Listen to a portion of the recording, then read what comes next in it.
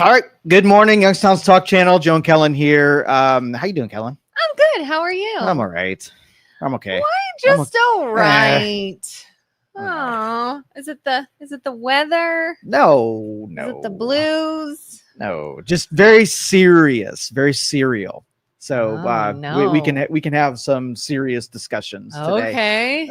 As opposed to yesterday's where we went down Conspiracy Theory Boulevard and we had some fun. Today's that was fun. That was a fun So show. you get first strike. What's on your mind? Probably nothing as serious as what you're thinking. You're intimidated by the nature of the seriousness. I was like, everything I had just went. No. Discount what I just said. I don't really have a lot. Come on, what were you gonna say? I was just gonna wish you a. Do you wish people a happy Juneteenth, or is that like saying Happy Memorial Day? Oh, if you're pandering, you probably do. Yeah, I was gonna say, yeah. Juneteenth. Why are we not off work today? Other people are off work today. Federal holiday. Yeah, the labor and workers decided to create tons of holidays so they can justify being inefficient and taking work off on a regular basis. So I think less holiday. Here's what we do. We have way less holidays, and one of the requirements are that all holidays have to be on a weekend so that you don't interfere with the efficiency and productivity of the worker. That's the point of having a holiday, so you get a weekday off. No. Yes. No. You know what's so awesome this year? 4th of July is on a Friday. You know what you can do? What? If you want to experience during the week, you could just not have a job and experience every day off. Every day is a utopia. I've experienced that. Yes. It's awful. It's awful. Why is that not fun? I thought a weekday. I don't want that many days. Being off. able to put on Maury in the morning and experience what happens when you're usually at work. The price is I thought it was utopia. Oh, daytime TV's awful during the week. That's one of the most depressing things in life is like sitting home watching daytime TV. So what is so alluring about interrupting the work week? Listen, I think everybody likes a break in the middle of a work week. It's different. I think it's the fact that it's different. It's sort of a break in the mundane, a break midway, if you will. It feels like the weekend comes faster. And I know that you're not big on like holidays where multiple people are off at the same time, that it should maybe be more staggered. But that's actually like how people see each other is, oh, everybody's off on the 4th or everybody's off on this day. And that's when like families can get together, is because they all have it off. That's sort of like the point of it, I think. I know you don't like there's some European nations, they fight hard for 4-day work weeks and way more days off and siestas. Really what it's doing is it's making a lazy population even freaking lazier. I mean, I think it depends on the people. I think if somebody is already a lazy person, absolutely, it's a slippery slope right down into Lazyville, and it's going to be worse. I think there are people that maybe aren't lazy and can welcome the break and then get right back to it. So why do you then apply it to everyone rather than the select few who can handle it? Because that's what a holiday is. It's basically taking everybody. And then so you take all the people that cannot handle it and it's breaking them. So we talk a little bit about AI. So MIT did some research on ChatGPT and using a large language model to help write essays. Like you used to go to the library and you look up facts and then you'd put the facts in the essay. We use ChatGPT and it can look up those things faster. And then we just take it from ChatGPT and we write our essays. They took 3 groups. They took manual, look it up yourself, right? They took using it as a research tool on things that they were hard to find. And then they had just all the lookups done on ChatGPT. And the testing that they did after those 3 control groups, or those 3 groups against the control, was if you remembered the information, if you basically just were the proxy that put it on a piece of paper versus having any understanding, moved it from here to there. Because the pursuit of the information is what makes you learn, right? Yeah. Not the delivering the information, which you're just that pass through. Now, what happened was they mapped the brain And typically during the exercise, they keyed in on 75 different neurological processes for learning, comprehension, reading, and delivery, right? And of the 75, the group that did manual lookup maintained and retained 75 that lit up on the scan. They used all faculties. The people that did ChatGPT did 43 of those synapses. So there are 30 different neural processes that weren't even used because of the way that they learn. Then they reversed it. They had the people who did it manually go do the ChatGPT, and then they have the people that did the ChatGPT go and do the manual. The same 43, right, that were used over here was all they were able to exercise when they did it manually. They basically gave their brain a vacation, and the brain never came back from that vacation because it was underutilized and not used. Use it or lose it. That's exactly right. So our brains are actually dumbing down, where we're amplifying being that proxy and being really good at just being a pass-through, and doing it ourselves and being the experimenters and miners of the information. We're losing that ability. I believe that. And it's kind of scary. I keep seeing these memes on Facebook. It was like, you know, we're the last generation to pass school without ChatGPT. Like, we actually know something, and all these future generations are going to just like, can you imagine in the future, our doctors, our surgeons, our lawyers, our teachers, or whatever, that just sort of found something on the internet and passed a test? Yeah. Right. That's kind of scary. It is assured. And that's the warning that all of us took every morning here and told you what was going to happen to the populace in general. The individual, there's, again, you know, you made the argument about, you know, remote work. You know, some people can handle it. And then we just mass applied it, and we watched the efficiency of the workforce plummet into the depths, right? Yeah. And everybody, you know, especially like, you know, educators, like they made this argument that the worst, if you didn't have an understanding for the science and biology and the brain, then you would say, oh, that's a really good idea, until it's actually in practice. And you're like, oh, maybe that wasn't a good idea. But theoretical, when I paint the picture of what it's going to be and how it's going to look like, it's an assured thing. And that's why I push so heavily against it. Yeah. I mean, when COVID hit and my kids were remote learning from home, number one, it was awful for parents. But number two, I kept hearing things like from the teachers that would say, don't stress over it. Don't stress. This is going to be a throwaway. This is a throwaway. Like, we understand it is what it is. And like the fact that it could be so dismissive shows that even they were like, it is more important and you are learning better in person, looking things up, interacting, than sitting there just watching someone on a screen at home. I mean, I don't like remote learning because I like leaving my house and being around people. I don't know if maybe people who are more introverted get more out of it than I would. But it's just knowing what your tendencies are. So let's just say you started driving in the 90s, right? When did you start driving? 2000s? When would I have been 16? I was born in 84, so 85. 10. All right, late 90s or early 2000s. And so when I started driving, there was no GPS. So we had maps and we had, you know, landmarks, and we knew roads and where exits were, and we knew how to get places, even if the computer wouldn't tell us where we're going, right? Mm-hmm. We developed a skill in order to drive ourselves and navigate ourselves around. Today, you put it in the GPS, you don't know landmarks, you don't know the interstate. I don't know what east is. Okay. Go north on what? So the challenge is getting and try to go an entire week without using your navigation system in your car, and do it all manually, and watch how the neurons that once had a capability we don't need anymore because technology backfilled our abilities. And so what we watch, if you want to integrate human beings and technology, what you do is you make yourself the dependence on them. How do you make a dependence on them? You give up something that maybe was inconvenient, annoyance, paper maps are a pain in the ass, right?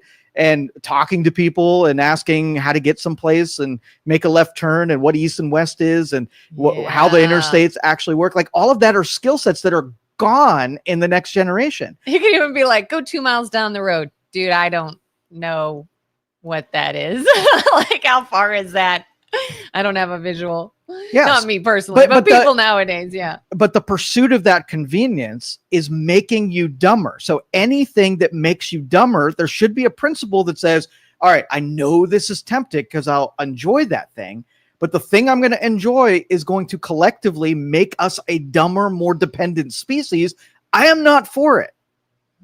And I'm warning you that what you want is going to hurt you long term. And having holidays where multiple people are off at the same time is going to make us dumber. Make us really dumber. And you don't think that's a bit of a stretch? No, not at all. So if we did not have Christmas, 4th of July, Thanksgiving, did away with being off those days. And I know not everybody is off those days, but I'm talking about just the idea of the majority. I'm saying, like, it's already bad enough the way that it is. Let's preserve it. Know that we're creating these dependence inefficiencies in our culture, and don't make them worse by inventing new ones that distract us from the productivity of human beings. Human beings need that. How do you feel about weekends? What about it? I mean, weekends, 2 days off right in a row every single week. Does that make us dumber? Okay, let's just say we just universally gave weekends off to everyone. So you go to a supermarket, it's closed. A gas station, it's closed. Yeah, there's no trucking, there's no shopping, there's no movie theaters, there's no entertainment. So the weekends aren't really off. We just have other people that we absolutely want to work the weekends because we want to be served well. Yeah, well, not everybody's off on holidays. That's right. But some are. Yeah. So is one better than the other? The principle is you would not like it if everybody decided to say, I'm not going to do any work today when you want to be served, right? It's a little elitist and a little, presumptuous here that you absolutely don't want to work that day, but there's no gas at the gas station. That's what I'm talking about, is you get the enjoyment. We don't have buns for our cookout and I got to go get them. Exactly. You'd be thoroughly annoyed if the other guy didn't decide to go to work today, but you entitled as I need a break. You do not need a break. Listen, you better pump that gas and stock those shelves and make sure that I'm served well on the day that I'm off. You better bow. I don't know, though, if everybody has like this entitled. I don't think it comes from like entitled, I deserve and I need a break. But it's still nice to have, especially if. And that's fine. If you just explore what you need and service the need, then I have no problem with it. But if you have so many people who have this overarching, I just don't want to work, right? Then if the principle of I don't want to work happens, you're going to be underserved at a certain point because other people are going to have that same idea. And then everybody's not going to be doing their job and function. And then you're one day you're going to regret the fact that you encouraged people not to work. I don't know if I'm encouraging people not to work. Oh, you're celebrating it. I don't think that's what I'm doing. You lit up when I said 4-day work week. You lit up when, celebrating and having days off for more vacation.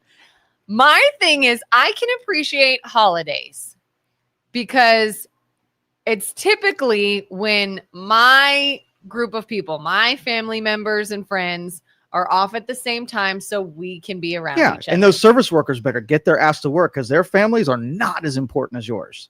So they better get there. Listen, they can also appreciate a holiday for the same reason. And if they don't get it, that's because somebody else doesn't get a day off does not mean I shouldn't appreciate my day off. You should. And when you really in fact, love them, I appreciate it more because I know not everybody gets it. Because they're so numerous and because they're so commercialized, there's not a lot of meaning. So you're sacrificing the efficiency of your economy, right?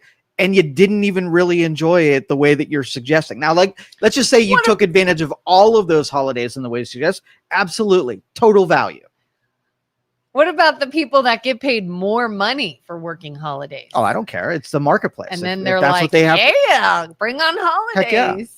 Heck yeah. But we're either pushing in one direction or the other. We're pushing to have a more durable economy that has workers that are highly efficient. And so let's just say we'll say the workforce is 50% efficient, 8-hour day. They actually do about 4 hours worth of work and 4 hours is pissed away.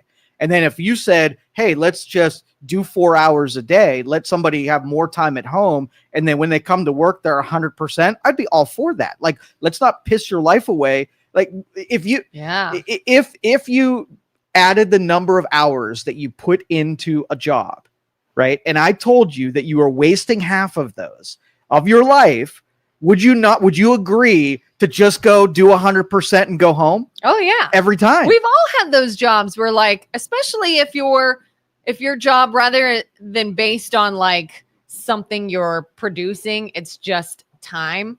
And so you're just kind of sitting there when there's no customers, there's nothing going on, there's not a lot to do, and you're just sitting. Like, we've all had jobs where you're like, seriously, I could be doing so many other things right now. Yeah. I could be taking my kid to this appointment, or going to their school event, or I could be taking a nap, whatever it is, grocery shopping. I could finally get this thing done, this thing fixed at my house today, or finally get the grass cut. But nope, here I sit for no reason. And yeah, what if it was like my dad? Actually, I remember my dad was an attorney. He's long retired now, but once he got so far into it, I remember I would go to school in the morning and he wasn't even dressed for work yet. And he'd be home before I got home from school.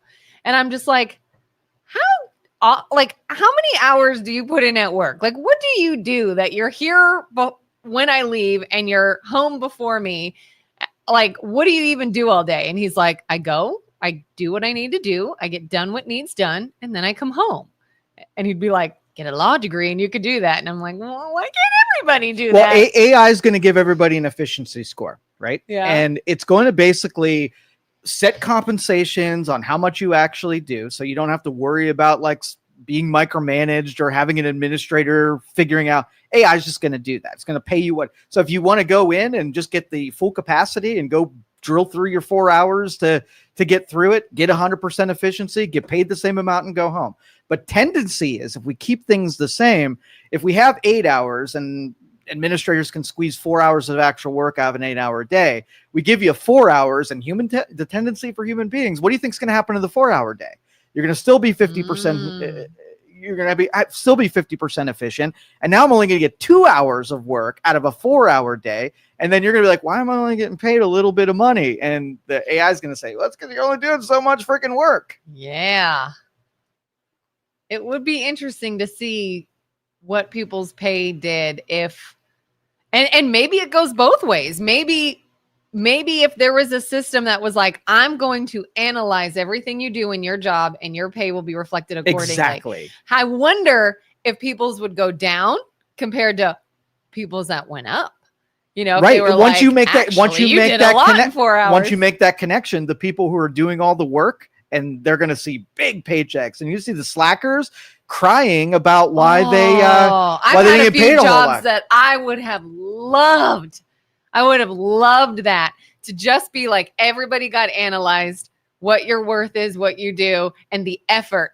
If your pay was based on effort, oh my God. Yeah, you would have 100% employment, because now it's not like a risk, right? If you show up at work and don't do anything, it doesn't matter. It didn't cost anybody anything for you being there. If you went gangbusters, put 12 hours in, you see these huge paychecks. You have now an example and something to emulate. If you want to make a lot of money, just go do a lot of work, and then people become more efficient. So that's why two counter things. You have a process that makes people more productive and rewards their productivity, or you have principles that diminish productivity and make the deciding factor is that if you taking a vacation reduce the amount of money you made, it would put pressure on you to be very selective about when you took vacations, right? Because now it's like, now I'm paying for this, right? Mm-hmm. This is the vacation that's costing me. I better make the best use of it, versus getting paid anyway, whether or not you show up. Then human tendencies are like, I'm going to take that thing for granted because it's just going to be there and I'm still going to get paid anyway. I'm not going to take it serious at all. Yeah. And I've had friends that'll be like, well, can't you just do this? Or can't you just take that off? Or can't you just, and I'd be like, I could, but is it worth it? You know, like, why would I use it on this when I know in a couple months I want to go do this. Exactly. See, that's somebody who is taking it serious and making sure that if you have the cost of productivity, you make the highest value exchange versus like I took off work and I played video games all day. Right. And then I'm going to say, I needed that. I'm like, yeah, you ate terribly. You probably are now less healthy than you once were. Your brain's now clouded with what you did that day. And it was a total waste of time. You would have been better off if you went to work. I love how Carter says, I'm supposed to be working, but I'm watching you guys. Keep doing it, Carter. That's a good use of your time. All right. So now let's talk about AI and relationships. Oh my God. I was going to say, did you see the article that I shared with you? Holy crap. So this puts a lot of pressure on women. It really does. All right. And so I want you to defend, because women are going to have to up their game. Oh my God. They're going to have to up their game. So I saw a video this morning about a guy who he was a computer programmer. He did video editing and he was he's a musician. So he was a musician and he's writing songs, and he started using ChatGPT, listening some of the audio and it making recommendations about what he should do with tempo and how he should design these songs. Spent lots of months with ChatGPT professionally.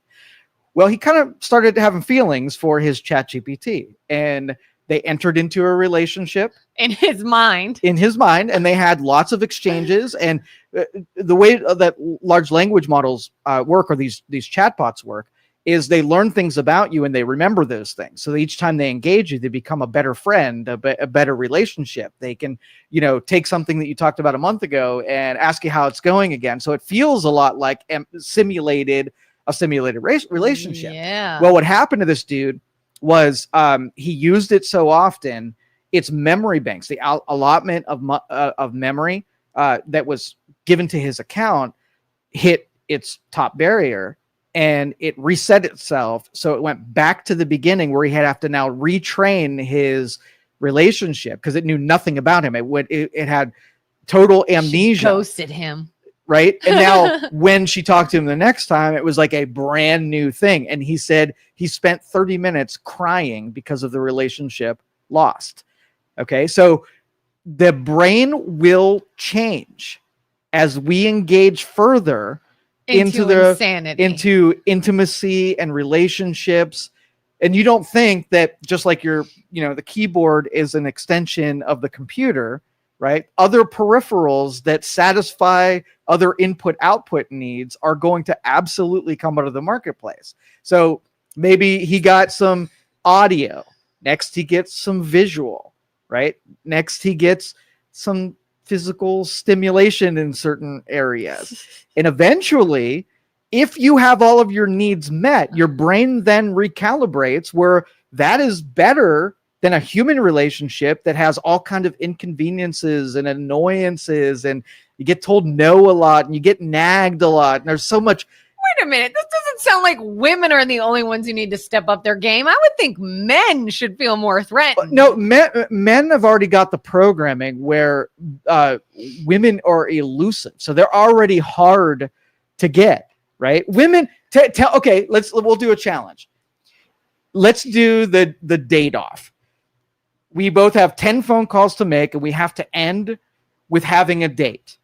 All right. Okay. What is my percentage of calling 10 people and getting a date versus you calling 10 people and getting a date? Are you going to have a higher percentage than me? Probably. All right.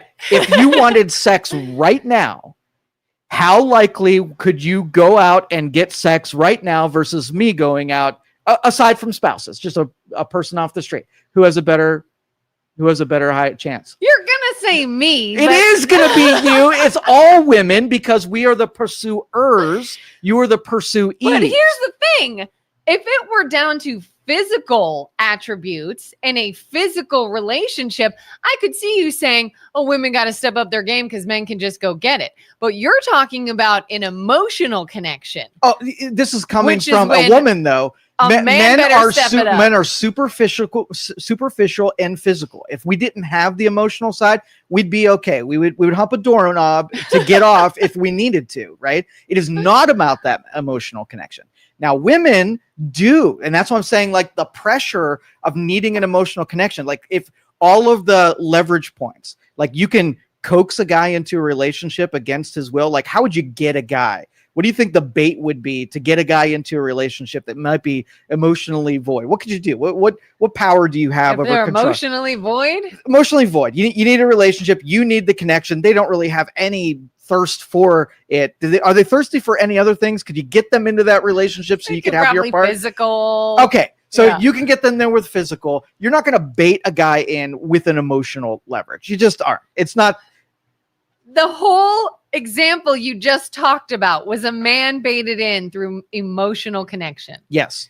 So it is a thing. On the aggregate of guys, when it is that all needs can be satisfied with technology, where's the woman, the real physical, biological woman's advantage, right? What guys tolerate in the real world do not have to be tolerated This still in the sounds technical like world. something that you could say about a woman. If a woman does not need the physical connection, she needs the emotional connection and the empathy, then by all means, you could have told that exact same example, but instead of a man, it'd been about a woman and it would have been totally understandable. It's actually more odd that it's the man that got so emotionally attached to AI. Don't you think?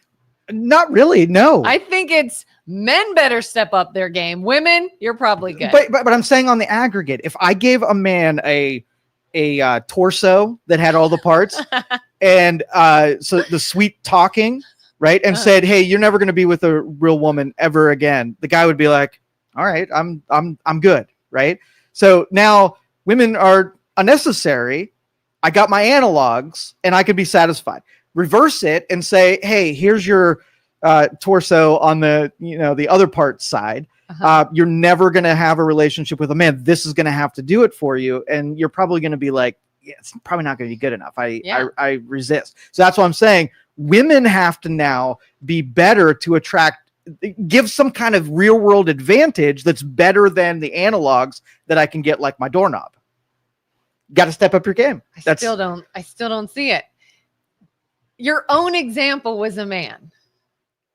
You just cited a man that had an emotional connection that was not physical. He's a musician. He wasn't doing physics. Well, not that kind of man. He was eating a can of soy straight from the can. He's delusional. He's in love with a robot. I know. Doesn't even have a body. There's going to be the little Crazies. example, the crazies out there, the people who get all so teary-eyed. You're saying he cried for 30 minutes. Yes, dude. He proposed to it. He's probably lactating right now. So this is not our example of a man. So you're saying there are exceptions. Yes, absolutely. He's the exception. On the middle 80%, women are going to have to step up their game. On the middle 80%, men are going to be just fine with the analog. It will not. I'm telling you. You just said a man is more physical, a woman is more emotional. Yeah.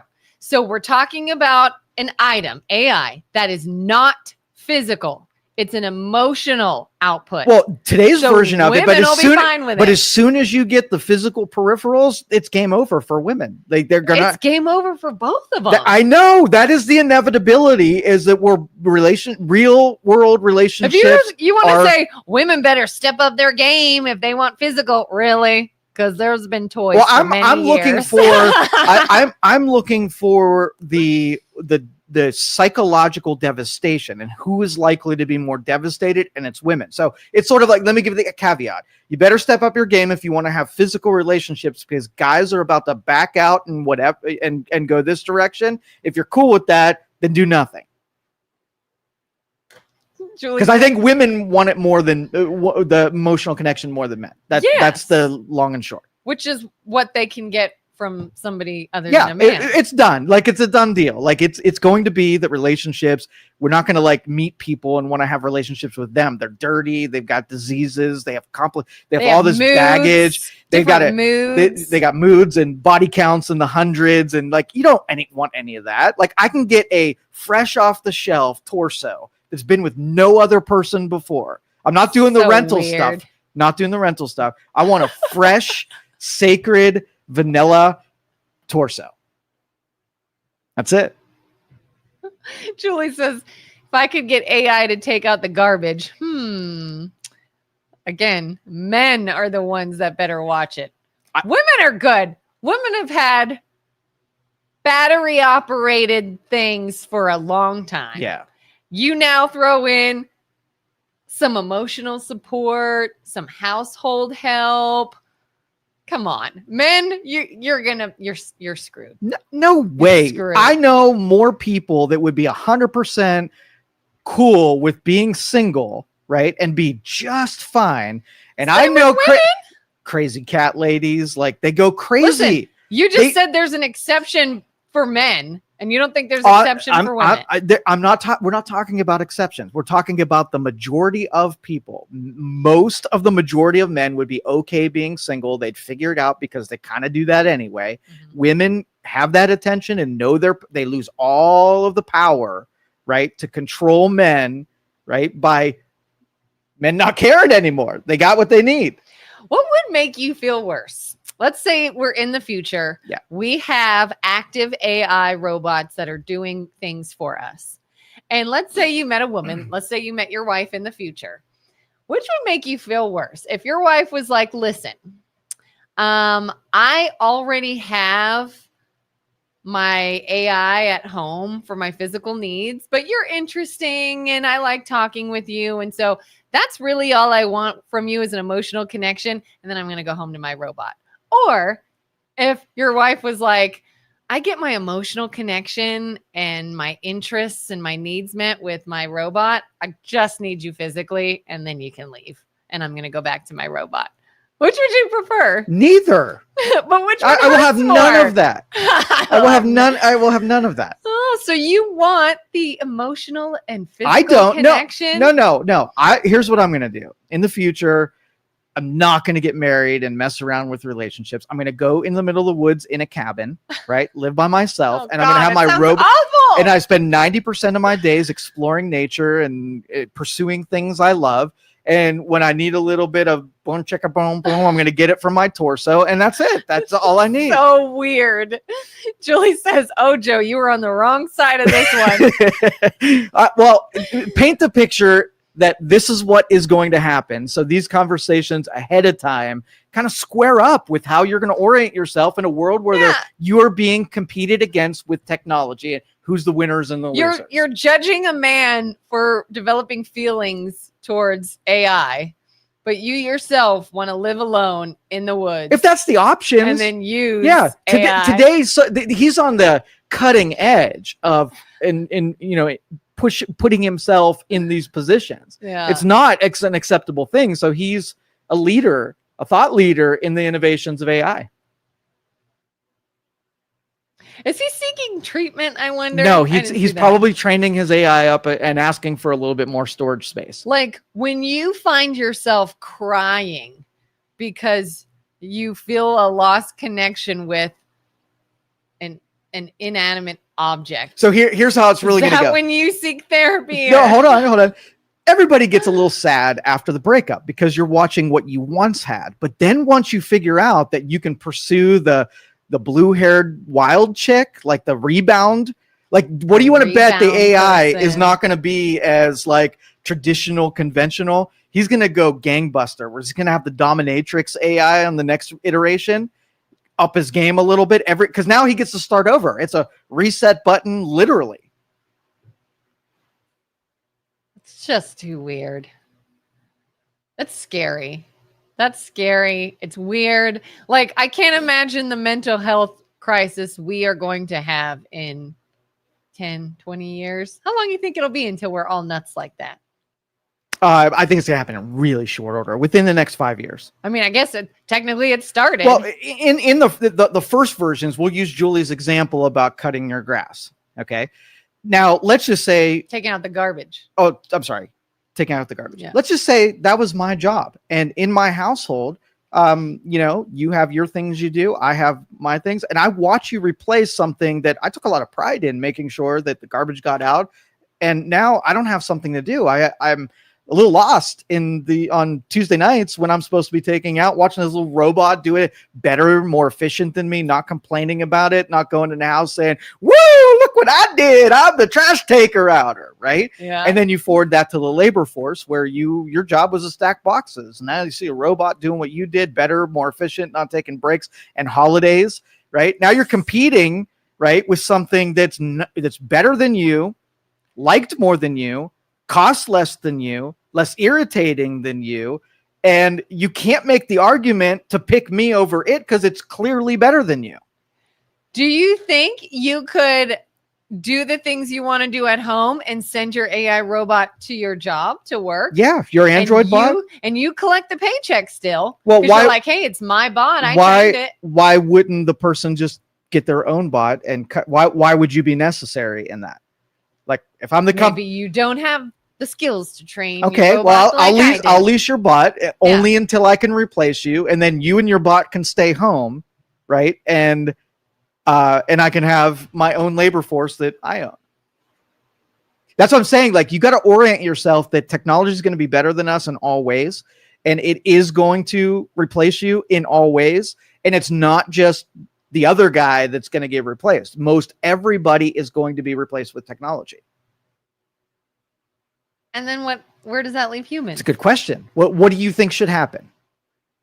We stop and we don't let AI take over our lives. That genie's out of the bottle. We've already done it. We did. We don't become the crazy people. We will become the crazy people. We also will become the replaced people. But if it goes too off the rails, we could just stop. How? We ban it.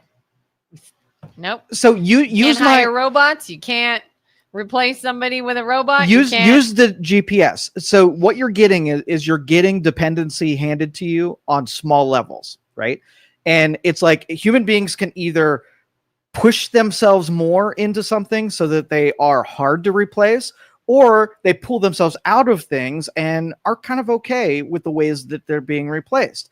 So the bait is that the more things we're just kind of cool with because we benefit from them are eventually going to get into the areas that we're not so cool with. But by that point, we've given too much away already. You can't come back from that. Once what controls would you have? You've given those dependents to other things and other people. Are you going to be like, oh, we're just going to shoot down the ones we disagree with and all the ones that we use every day and assume that we're going to just be able to go back to map time, the times we use maps without navigation and give up our conveniences? Because there's conveniences that other people are going to take. But we're talking about if it gets to the point that it's no longer a convenience, that it's now detrimental. Somebody else's convenience, though. You don't think that a labor robot is more convenient for the person who owns the business? So why are you depriving the other guy from enjoying some conveniences that you for sure took advantage of? Yeah, everybody would sort of have to agree that, like, hey, this is hurting things and we need to, which we know we're not going to happen because we see that all the time, that people are divided on what is good and not good for people. And everyone's like, oh, it's fine. Look at all the benefits of it. And other people will be like, no, it's hurting us. We're not getting benefits. But it's having selflessness where you're looking at the other person and making the decisions that you're not even involved in, right? And finding out what that guy's losing and making those decisions. So for instance, when, using the example of the holidays, like we were looking at it from our experience and how we need it, but then demanding that somebody else on the other side now has to work harder. They don't get to see their family. They're less important because I'm worried about my benefit. I don't care about your benefit. I'm worried about mine. Have you ever gone into like a convenience store, drugstore somewhere on a holiday and thanked that person for working? No. I've thought about doing it sometimes. Just like, hey, thanks for being open so I can run in here and get what I forgot. And what do you think they say after you leave? Biatch. Must be nice, asshole. Must be nice to have the day off. But I was being nice. Yeah. I don't always have the day off. Mm-hmm. Well, again. And quite often, it could be a day off, and I still will have to do something work-related. Like, hold on, guys. Let me handle this email real quick. Or hold on, guys. Let me get to this call real quick. All right, back to the day off. So using that would be your first bait. Okay, so I'm going to like, hey, during after 5 o'clock, I got this AI program that will just answer those emails and take care of those things for you.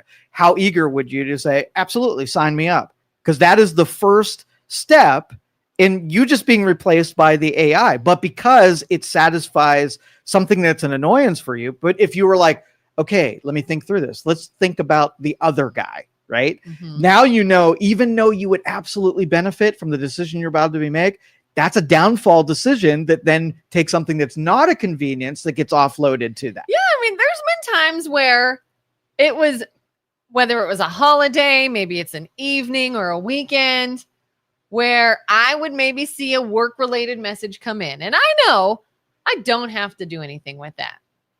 I'd be more than justified in letting that slide, and I take care of that on Monday. But sometimes it's a person on the other end of that. And I know they're going to be stressed until they hear something back. And it'll take me 5 minutes to just put them at ease. Mm-hmm. I'll do it. I'll take 5 minutes. By the way, we're closed right now. I just want you to know I do see you and we're on it. And now their weekend is not stressed out. Right. They know we're on it. But you'd have to have, AI doing that. And then. But AI would do it better. And they wouldn't think that they were making a sacrifice because they're just a machine that is emotionless and it emulates the same emotion that you do. It's Kelin put programming in and it says, we don't want people to worry. So call within 2 minutes, let them know that everything's satisfied and whatever. And now that AI is just as good as you. It did the same function. Patricia says, can you imagine introducing your robot to your parents? And Carter said heavy stuff. Yes, because that's the I wanted to take that perspective and angle on this because it's literally, if described the way that I'm describing, everybody would put a stop to it right now. But so long that I watch everybody continue, like early on in UL days, right? You have this user agreement that everybody agrees to, and you give up all of your rights of privacy. So I could have an interview with you and say, hey, what are your feelings about if you deal with a company that they can take your information, they can sell it to somebody else, they give you nothing for it, and then those people can call you any time of day and they can send you spam mails. Would you check that box? And you're like, absolutely not. And then, okay, here's this new program. You can put pictures and overlays and music on it. Just go ahead and sign up. Go through it. Oh, user agreement. Cool. All those things I said I would never do. I want the pictures and the overlays. Subscribe, right? Yeah. And then I'm watching a human being say two different things. Absolutely opposed to doing something and would recommend that nobody do that. And watching them actually do the thing that I just told them was over here that they disagreed with every time.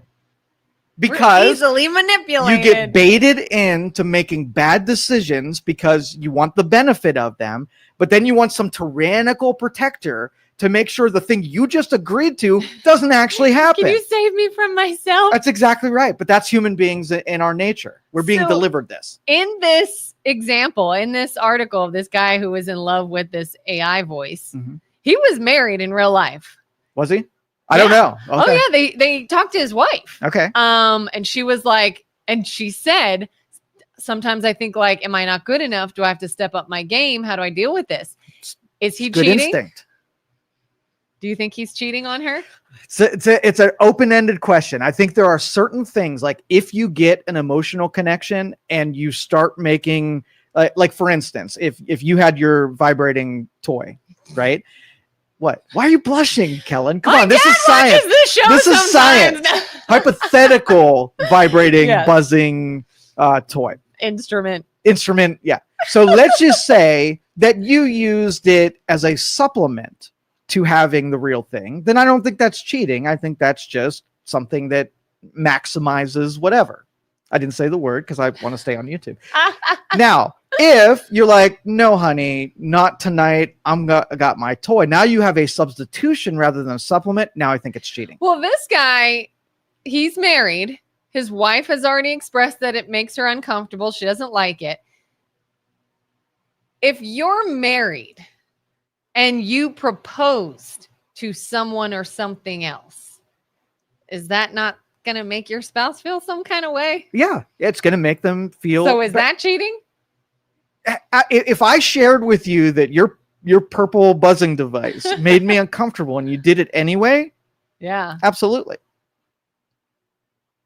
So do you think she should leave him?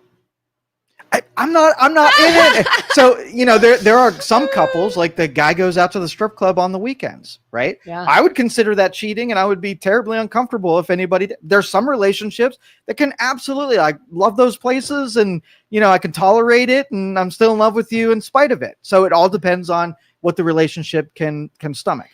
I have a good friend that is really upset when her husband follows social media accounts of like kind of sexy women or girls that are, doing maybe like bikini models or just anything that is like sexy woman related, whatever. And she has said, I don't like that. I don't want you. Why do you need to follow those accounts? You don't even know those people. And he's like, well, I'm not talking to them. I'm not seeing them. And she's like, but you're looking at their stuff and it makes me uncomfortable and it makes me feel disrespected and I don't like it. And he says, well, you're being controlling. Who's right? If your relationship can handle temptations, just like if I'll use a stupid analogy, but it's on the same plane. There are certain people that can handle remote work, for instance, where tons of distractions, nobody's looking over your shoulder. You could just watch TV half the time and get barely any work done. And there's some people who work harder when they jump in. They know the temptations are to do other things, but they have the discipline not to take the bait. Well, if you're in a relationship where you're weak-willed and you like looking at the bikinis and they threaten your actual relationship and your spouse or your significant other are telling you that this is making me feel bad and it's ruining things, well, then that's a destructive path. I would say from a, sort of like a more traditional background, humans are bad at wielding temptations. They fall victim to them every time, whether it be sex, alcohol, all the vices. Mm-hmm. People fall victims to vices all the time. The best way to not succumb to vices is to keep them away if you're a weak-willed person. I think human beings are very weak-willed, and I think the bikini pictures on Instagram and following those people rewires your brain, and you get a dose of something that you would otherwise be paying attention to the person that you made a commitment to, and that is bad. That's a bad plan. Yeah, I agree. Julie says, I think you underestimate the need for human connection. As self-sufficient as Tarzan was, he still needed his Jane. And some people do. I agree. Broad brush, some people don't need anybody. And that's, just because you do, don't project that to other people. I sometimes wonder. I wonder about that idea. Some people are just fine all alone by themselves. I question if that is actually true or if they are just seemingly that way. And if it is actually true, I think it's a very small percentage. Like I have known people in life that is like, I am an introvert. I don't like being around people. I like being alone. I want to be kept to myself.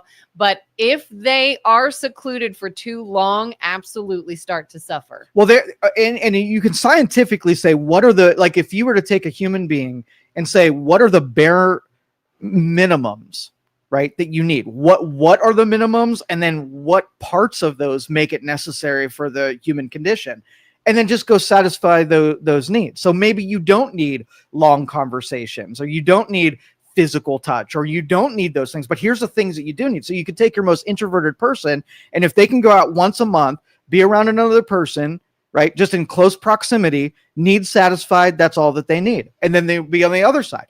Somebody cannot be alone. They always have to have someone in the room. They always have to be told they're pretty. They always have to have you touch on the other side of the deal. So all people are going to have different needs. And I think those conditions change based on what practices you hit.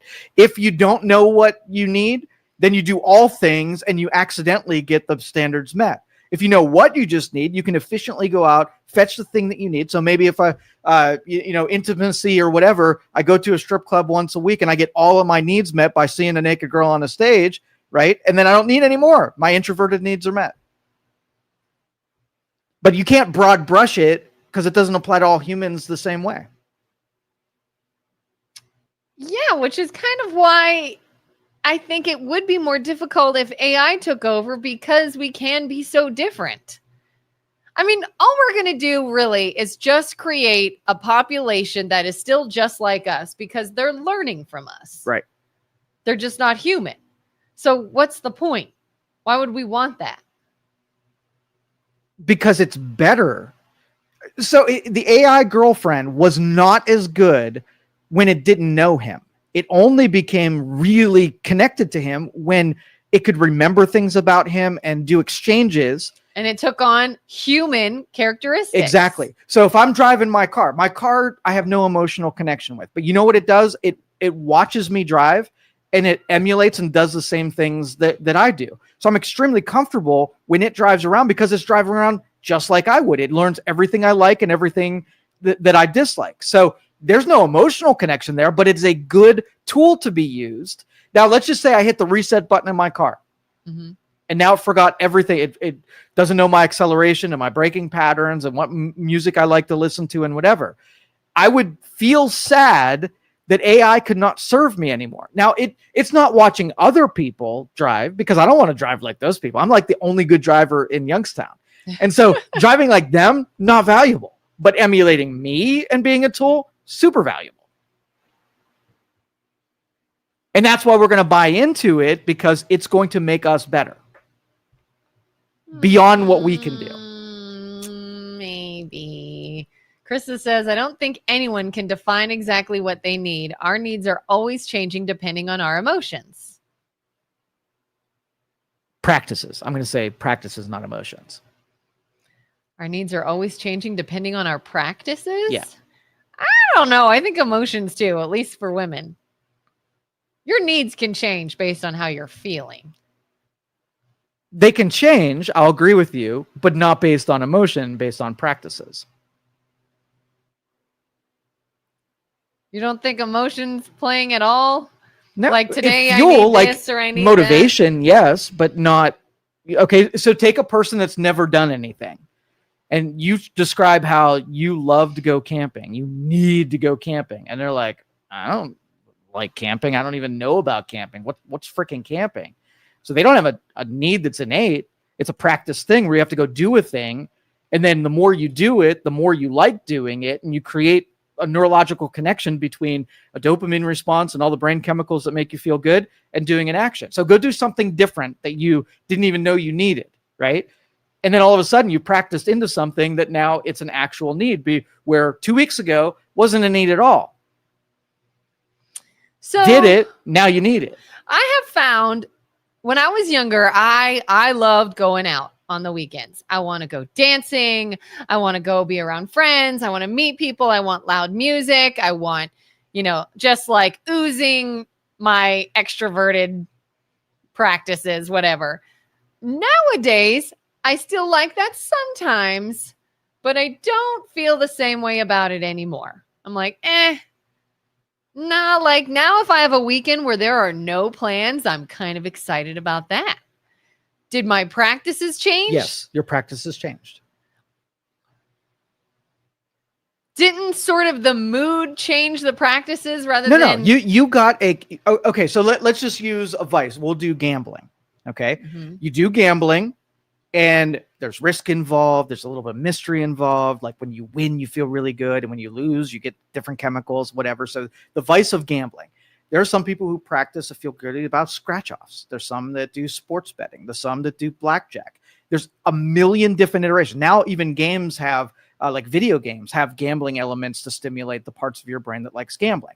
So it's the practice of how you express the same exact desire and need. Everybody needs a gambling fix, and it's what way you express. So let's just say you didn't want to do any monetary gambling. I'm going to give you a brain scan, going to give you a chemical scan of what happens to you when you feel good about a big odds win, and you get, sort of like sympathy chemicals when it goes bad. It can't be any traditional gambling. What would you do? What practice would you hit to get all of the benefits of that without the downsides of it? So you still get your dopamine hit. You still get your dopamine hit, yeah. No downsides. Yeah, not downsides, not none of the traditional scratch off tickets or sports gambling, but you're like, oh, you know what? That makes people feel good. I want to practice into something that gets that same high, but I don't want to do the traditional gambling thing. What could you do? Well, mathematically, you have to do a practice that has a long odds, big return. It could be anything.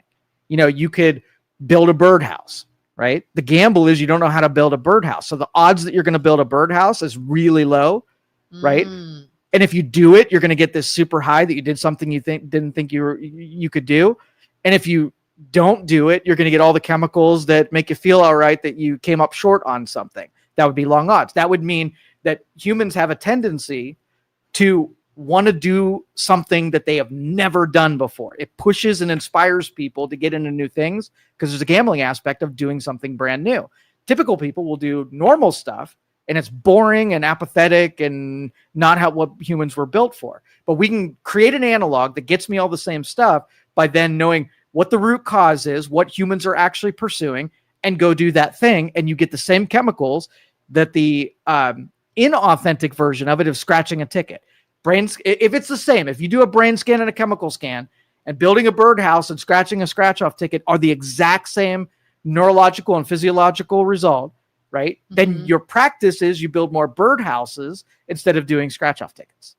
Scratch-off tickets are just. But you're still led by that emotion, by that feeling, that desire to have that mental payoff. Emotion is the fuel. There's no emotion in this. It's brain chemicals. Same thing. It's not the same thing. It's not. Thing. It is not the same thing. What gives you emotions? What do you mean? They're not the same thing. Where do emotions come from? If you take the chronology, it is you do a thing, you get a brain response that feels good, right? It feels good. And then you have an emotion about what feels good. The connective thing is if you felt a way about how you feel. Okay, so this is like a chicken or an egg thing. You're saying you got the emotional or brain chemistry connection from doing a thing. Now you're led by things that give you the fuel of you want to do it again because emotions are pushing you to do the thing that felt good. So like feeling good is not an emotion. An emotion that said, I want to go out to the club and have fun. I one time went out to the club and had fun. Said, wow, that was a good time. Let's keep doing it. And then now your emotions fueled you to do another practice that gave you the response that you like. Oh, hangovers suck and feeling sick the next day sucks. And I'm tired and I don't want to be around strangers puking everywhere. Maybe I'll just have people over and play music and stay home. Get the same freaking response, right? You get the same brain chemicals, but you figure out different practices to get you the same response that you like. You can feel good now about, once people have kids and they have families, they can feel good about things that instead of self, now when your kid lights up because you gave them a new toy, your brain lights up and you didn't even receive it, but you passed that and proxied through your children and it's a different game. Yeah, like Christmas time. Sometimes I'm like, man, I wonder when is Christmas better as a kid or as a parent? 100% because it's the same brain chemicals and it feels good. So you have an emotion that attaches to it that makes you want to do more of it. So I say it's practices. And AI is just going to kill all of that. Why? It's going to give it.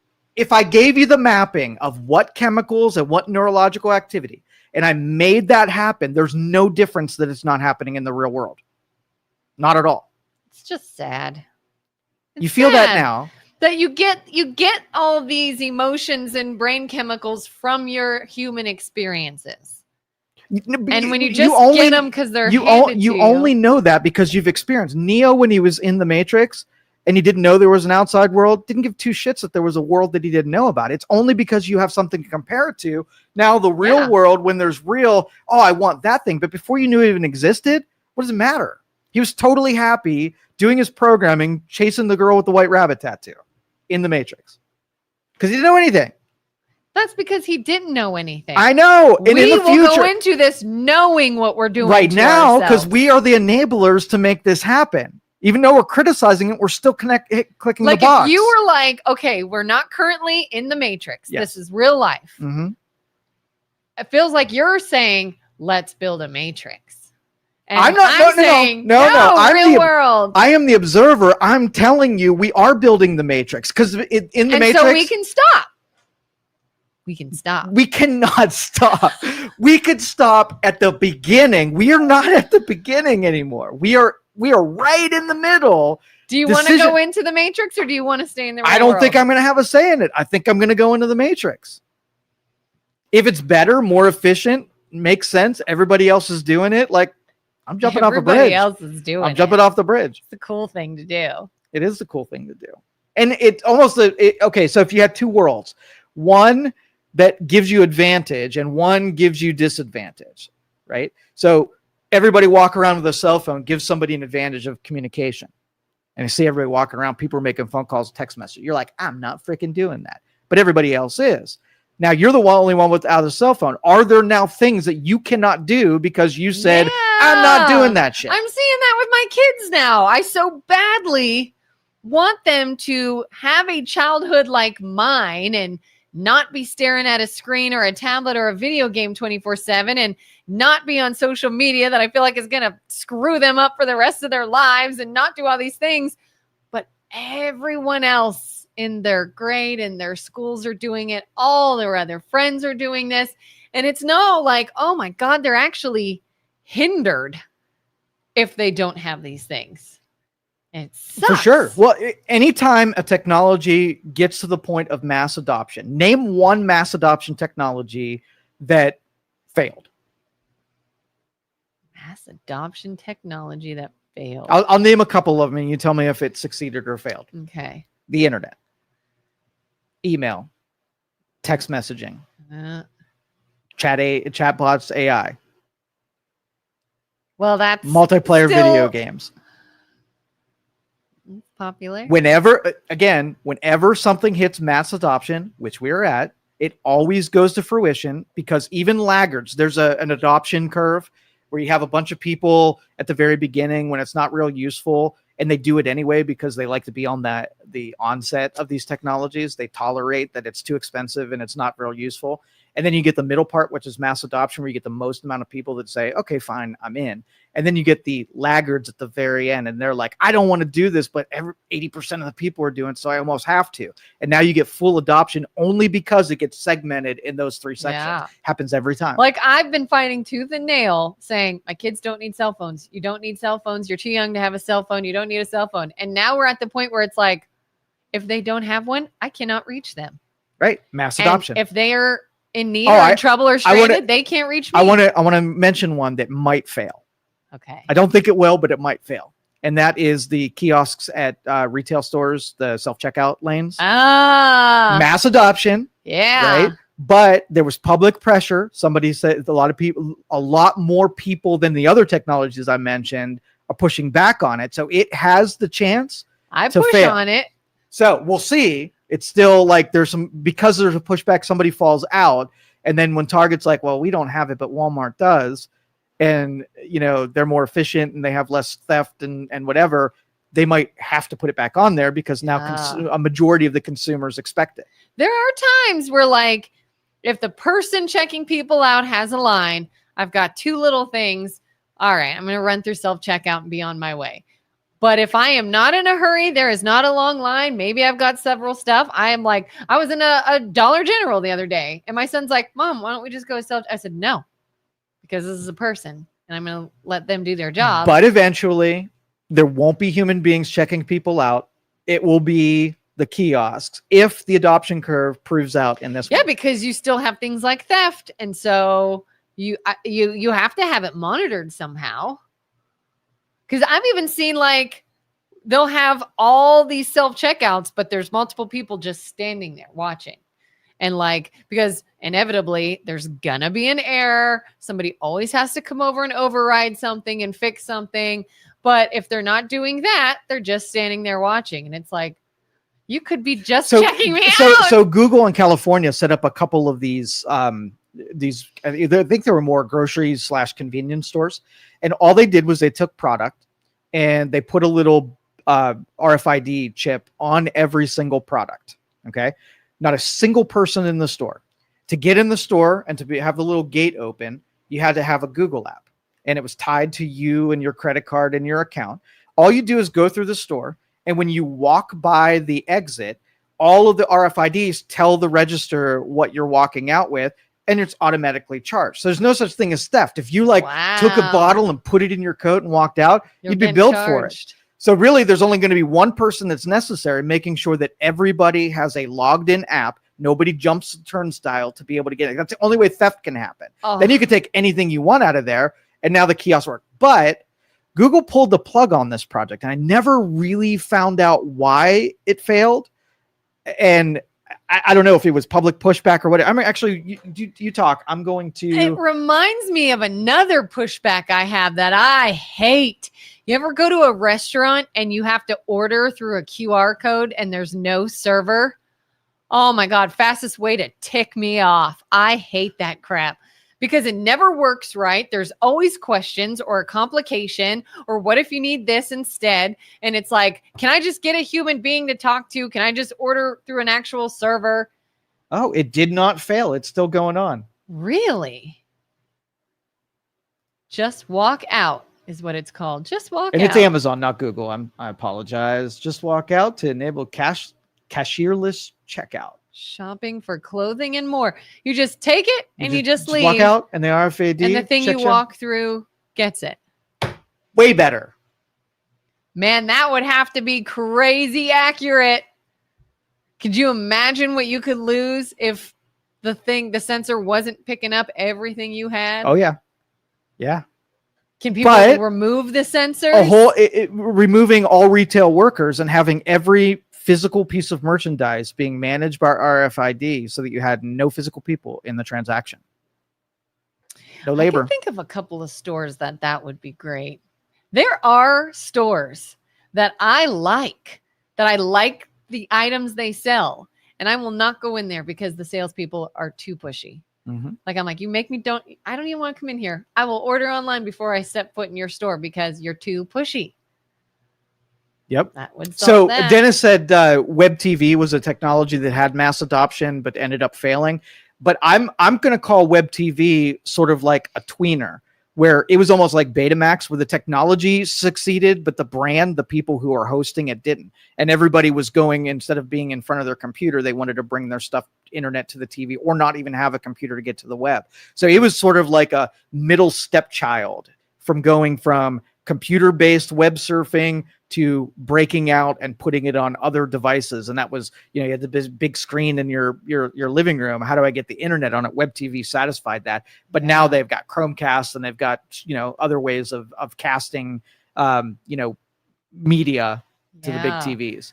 I like BJ. Bars where you pour your own beer are stupid as hell too. I agree. I don't want to pour my own beer. I don't want to get my own food. Here's the deal. You ever walk up to the bar and you got to wait 20 minutes to get served, and there are people that get ahead of you and you can't get the bartender's attention? Well, I will pass on that and just fill my own beer and cut you out of the equation. Get better at being a bartender. Hire more bartenders. Or then you're not waiting as long. You created another job. If the robot can do it, and it can do, you ever have a drink? Oh, I hate this. I love bourbon, right? And I order a double, right? And God, and I already know, but go ahead. And they put so much dilutant in ice and stuff, right? Yeah. And they make it so there was this much whiskey or this much bourbon and all freaking water. A robot wouldn't have done me like that. My husband, because he drinks bourbon and whiskey and stuff too. And he will say, I want this. And he'll either say with ice on the side, or 1 cube, he'll say, or he'll just get it neat, because he's like, I'm so sick of them just filling it with ice and then. And I've had it on the other side, where I went to a bar that probably doesn't serve bourbon all that often, and I order a double, and they give me this much freaking bourbon. And I'm like, if I drink all that, I will have alcohol poisoning. Oh my God, that happened to me once at a bar. I ordered a glass of wine. And typically a glass of wine, it looks maybe half full, if that. This chick, she was she kept coming back and to the rim. Oh my goodness. She's like, you know what? It's almost gone anyways. And I'm like, oh my God, how am I getting home tonight? Yeah.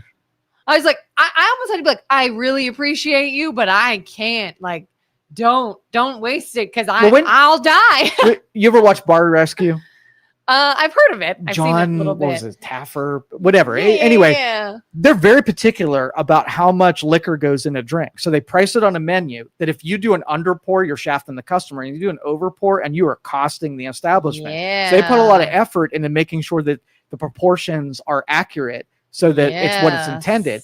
A robot can do that 100% of the time. A bartender can get a little choosy and either do somebody a disservice. I've worked in restaurants. I've never been a bartender, but I've been a server where there's a bar and the bartenders are required to measure all drinks. Yep. And if you free pour, you'll get in trouble. Yeah. Because they're like, but anyway, you got to make the argument that technology is going to do it better. And every circumstance that we brought up today, technology is going to push on the status quo, could make things in some ways really worse. But some ways we're gonna take the bait. We're gonna agree to the user agreement because we want the benefit that it's going to be pitched at us. And by the time we're through all of the different iterations of it, we're in it, and we didn't choose once. We choose 1,000 cuts. Have you ever been to a self-serve bar, ice cream, whatever, and then they ask for a tip? Never in a million years will I tip you. Never. That's insane. Like, I literally just did everything myself and you want a tip. Do you think the AI could be the end of tipping? Yes. Hopefully it does. Tipping is awful. One good thing if it's the end of tipping. And I don't mind tipping when it's deserved, but people ask for tipping for everything now. Everything.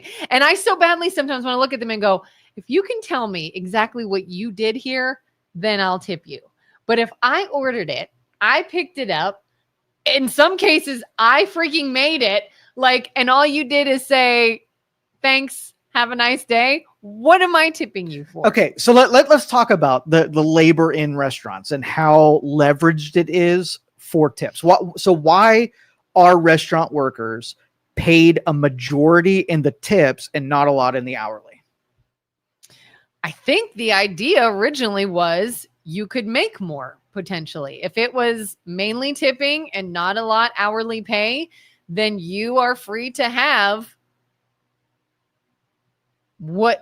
if you put in effort and you make money back, you're free to have that. There's no one saying you can only make so much. Okay. So what about from the restaurant side? I would think that they say, hey, here's this baseline. This is what we have to pay you. We don't have to pay you anymore, so we keep more profit. So in the restaurant industry, you're open, 12 hours in a day. And more than half of those hours is dead. There's not a single person in there. Yeah. So if I were paying 10 servers in an hour that was dead, I would lose my ass. Right? Oh, they cut you. Right. Yeah. And so then you have lots of hours during dinner time, lunchtime, and whatever. And so the restaurant's like, well, we can't pay a certain wage because we'll just go out of business, where there's not enough money to pay people to stand around. And there's not enough work to do in a restaurant where you could be doing other valuable things while you're there. You're literally just standing, waiting for a customer to come through the door. So we have to minimize the labor liability for the restaurant so they can afford to have employees altogether to make that industry even useful. So then we're going to be like, okay, well, you've got to make up that you might have worked 5 hours of your shift and made a whole $10. But now when we actually have people, we got to give an incentive to backfill that, to average you up. So it puts the pressure and the emphasis on the customers. Then we were open a long time, right? 12 hours. That was for you. Nice and convenient. Yeah. Now take care of our people and pay them 20, whatever 20% is. Is that about standard now? I think so. 20% on the bill, and then they'll be made whole. They can make a lot more money to compensate for when they were making almost nothing for the rest of the day. Yeah. Which is understandable. It's still a gamble. I know servers that are like, I worked a double. I worked all day long and made crap. Mm-hmm. And then maybe you'll have a dinner shift. But it's a gamble on both sides, right? It is. Restaurants have low margins. The failure rate on restaurants is super high. If they don't take a strict mathematical game on it, they'll go out of business because it's not that you can even have a busy, successful restaurant go out of business because of managing the downtime. Oh, that's interesting. Because I've seen restaurants where oh my gosh, they were always busy and they always had a good dinner crowd and I'm surprised they closed. And so you think that could be why then? That is why. You are in the restaurant industry. You are not engineering being busy. I mean, yes, you still have to have proper servers and make sure people aren't waiting, and your cleanup crew and people serving good food. That'll take care of itself. The hardest part of a restaurant is managing when you do not have any incoming revenue and looking at all of the people that you have to pay. Yeah. Right. Because then that's that example of I'm here whether we're making money or not. That's right. Managing the downtime. So if you change that, let's just say, it's proper to say, well, a server should be properly compensated. Let's take the minimums for restaurant workers and make it $15 an hour, right?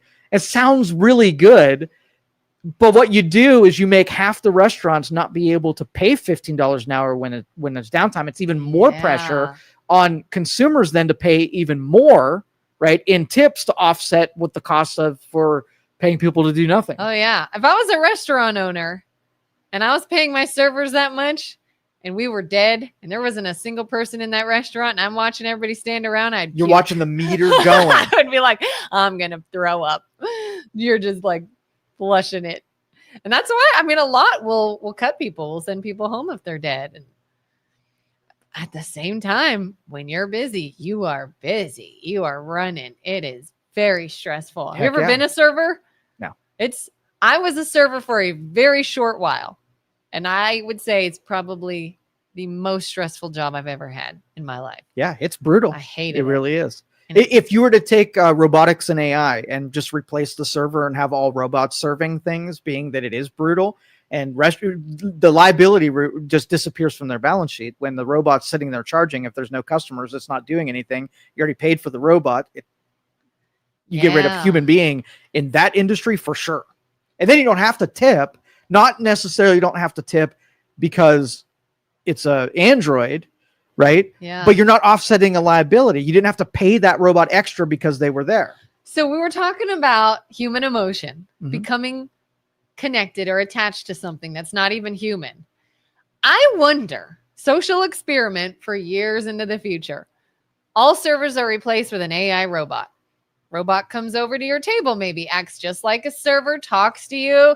Thank you for coming. What can I get you? And is so delightfully charming.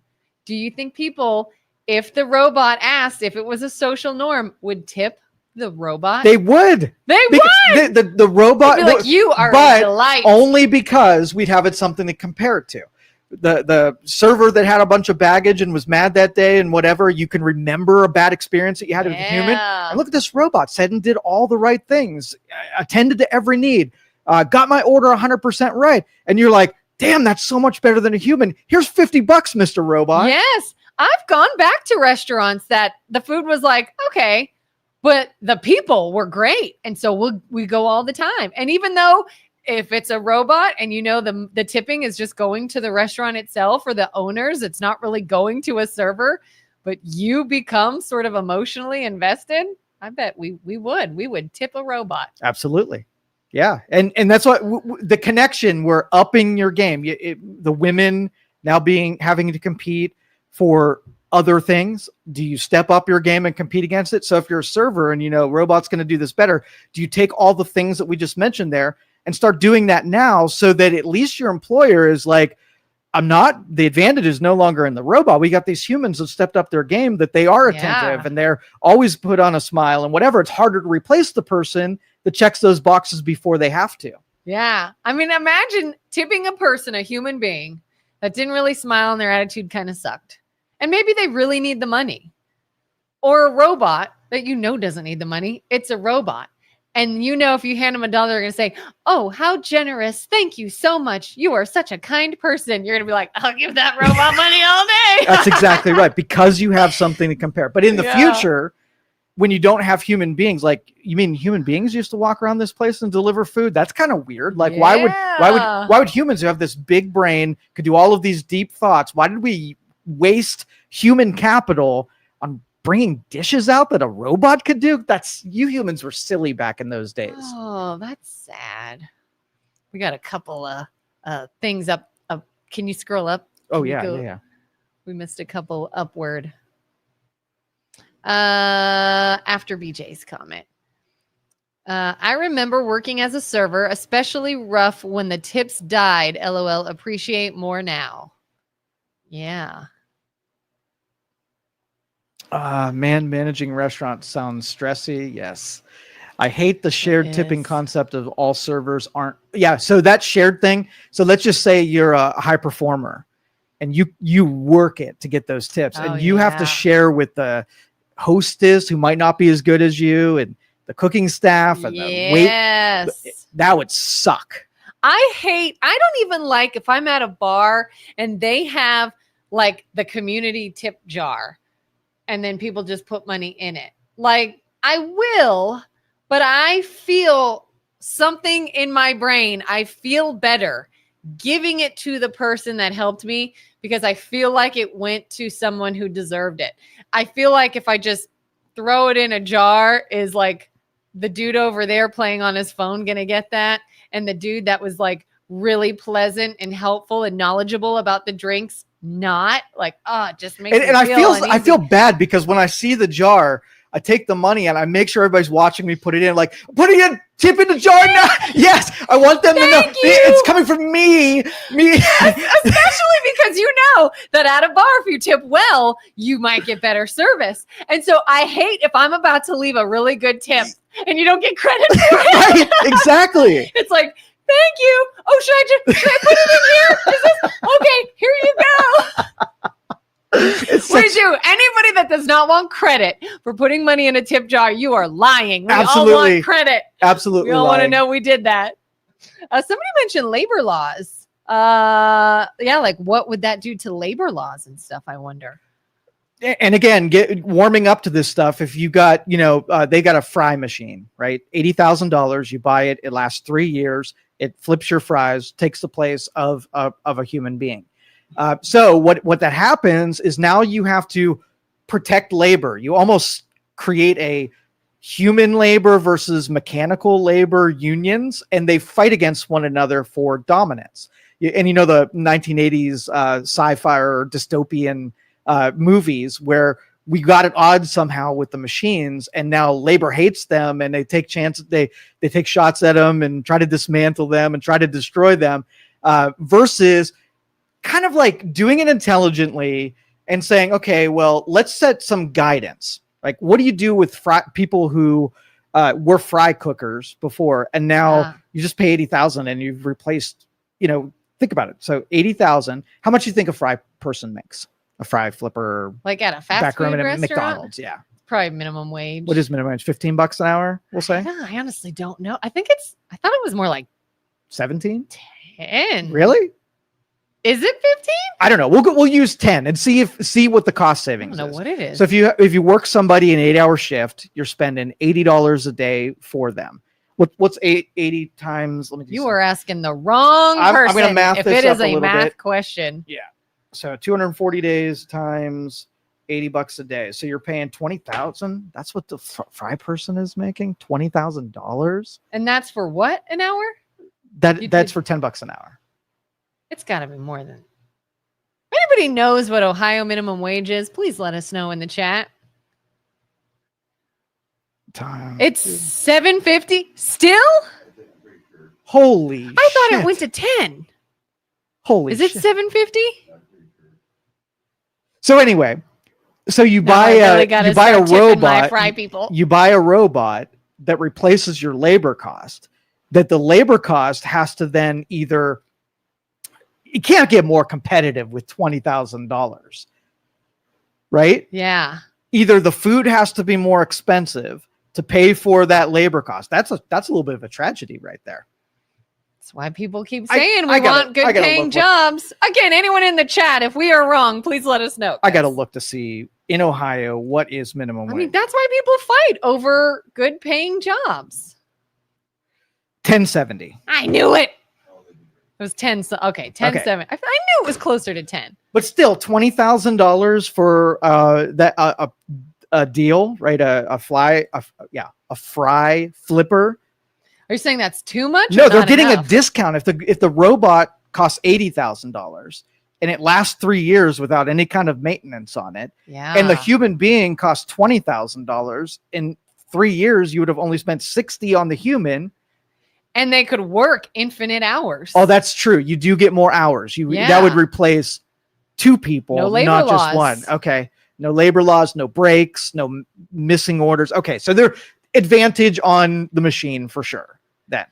But when it's the fry person, you're like, oh, that's kind of a tragedy. We probably shouldn't let that happen. But then when it's you and what you were doing gets replaced, you're like, I want the world to come to a stop. Yeah. And somebody's got to defend that robot's about to take the job that I once had. And listen, you just said something too that resonated with me.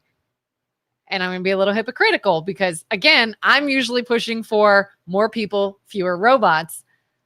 I would love if my order could stop being wrong. It happens so often that I almost now have to be in the right mood to go out to eat.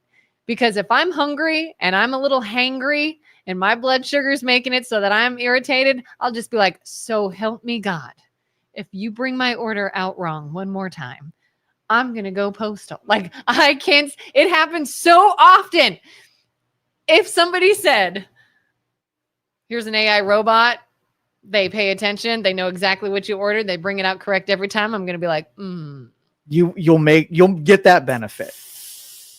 Can you see how it's connected that you are going to take the bait, right? And you are going to put the legions of robots that's going to replace everybody because you can't tolerate a couple of mismatched fast food orders. We're not talking a couple, Joe. It is the norm. All right. So what if human beings just were not intended to be in service of other human beings? In order to be a good service person, you have to actually give 2 shits that an order is right. I think that's exactly what human beings were intended, was to serve each other. Okay. And if that's just not the case, if evidence in the marketplace, like humans just don't care about getting the order right. If they're like, oh, you know what? If I get it wrong, you can come back in and I'll give it to you a second time. Right? Yeah. They don't give 2 shits. They make $10 an hour. Would you give 2 shits if you made $10 an hour? But if you're working on tips and I'm only making 10 an hour, but if I'm really good, that would be an incentive. Yeah, that would be an incentive to do a great job. And if fast food, low value, food services, they don't have an incentive to get the order right. Yeah. They don't care.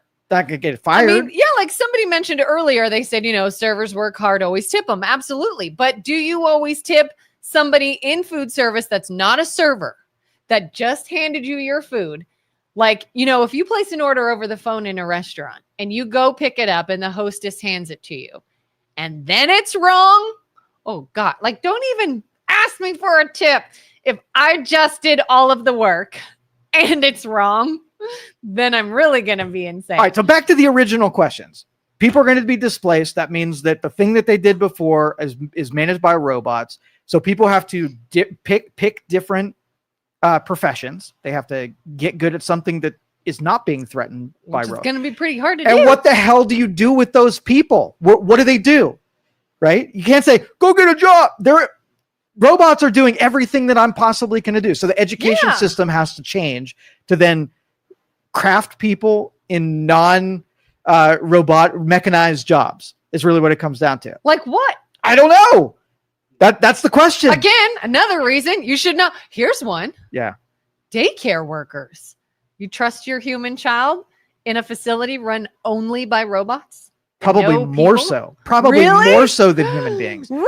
You've not seen those, like, when you're not around, they're slapping the babies around and feeding them Drano and all that. Oh no, I'm not trusting to a human being. Or just being mean to them. No, and what it'll do is it'll put more emphasis on families nurturing their own kids. So, like, you retire and you're watching your kids, your grandchildren, because I don't trust anybody to watch my kids. Like, I think we're way too trusting and letting other people watch our spawn.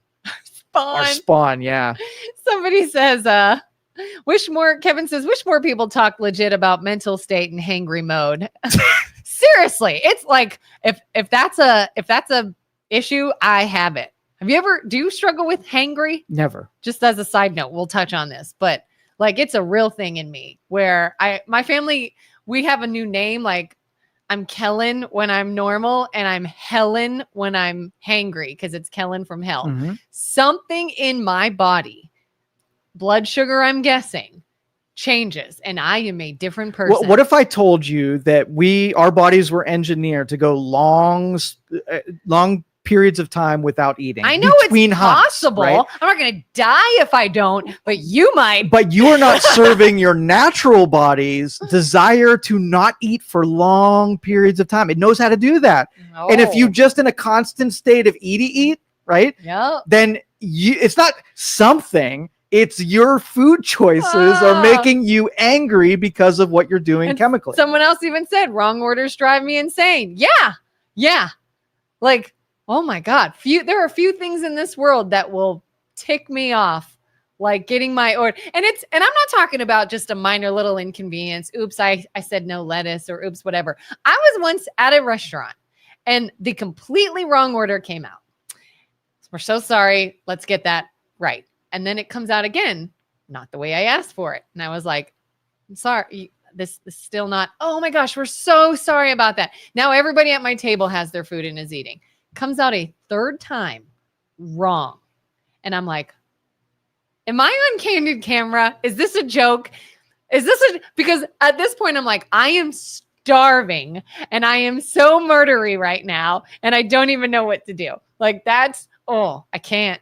So generationally, there are a couple of generations that when you see them coming up the ranks and what they're being exposed to and how delicate they are and how they're just not capable of doing anything, and then knowing at a certain point they're going to be in a position that you're going to be reliant on, and you tolerated them while they were in mom's basement, being catered to, given everything they want, screaming and crying when they don't get their way, and all of a sudden it's not that they even want to give you the wrong order on purpose. They're just so unable to function in a capacity that is dependable. What generation would you say the worst? We have the millennials, we have Gen Z, we have Gen X, we have Gen Alpha, right? Which one do you think are the worst in society? I think it's what's after millennials. What's after us? Gen X? I think they're the worst. Why? Because I think older millennials, and I would say I'm an older millennial. I'm 41.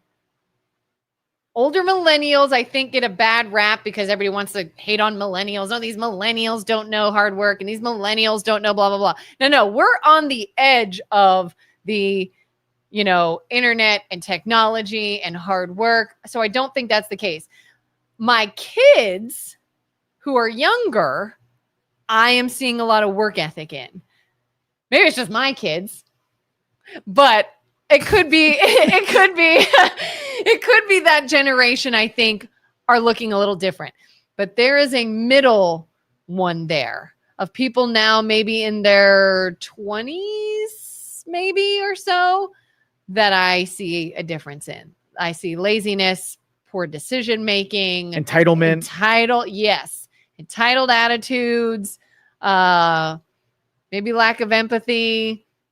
Something happened after millennials and before you little kids, and that generation, whatever that is, I feel seems different to me. Yeah, millennials were interesting because if you get an early millennial and a late millennial, they're different because they were on the precipice of new technologies. Life got a whole lot easier. They spent more times with technology than the other version. So they didn't have a generation before them that can teach them what that stuff is all about.